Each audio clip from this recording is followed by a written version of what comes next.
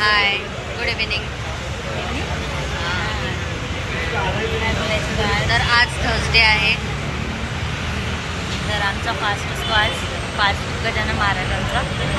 तर आम्ही आता चहा प्यायला निघालो आहे. माझा असतो आणि माझा असतोच तो माझा नेहमी कसा तुटतो तुझा उपवास? कारण की मला भूक लागते. तुला भूक लागते म्हणून उपवास सोडायचा. भूक मग उपवासाचं खायचं ना. अरे पण भूक लागते मला म्हणून. देवासोबत तू हे करते, चिटिंग करते.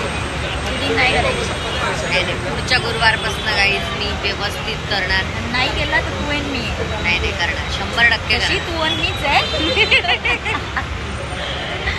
बाकी कोणी नाही आहे. पण तरी पण असं नाही करायचं. रॅन्डम टॉक्स आपण करूया. नाही पण तू असं नाही करायला पाहिजे. मला असं वाटतं, तुम्हाला काय वाटते गाईज, हिने उपवास कंटिन्यू पाळायला पाहिजे की नाही पाळायला पाहिजे? पाळत होती गाईज मी, बट मला खूप भूक लागते त्याच्यामुळे माझ्याकडनं. अगं मग भूक लागते तर मग उपवासाचं खा ना, असं माझं म्हणणं आहे. पण खिचडी मला बाहेरची नाही आवडत, फक्त मीच हाताने माझ्या हाताने केलेली. उपवासाला फक्त काय खिचडीच खायची असते का?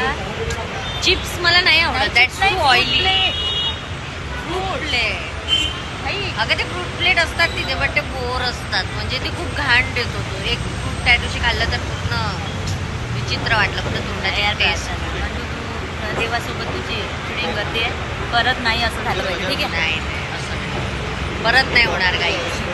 ठीक आहे. आता आम्ही चाललोय जेवण जेवायला. करायला.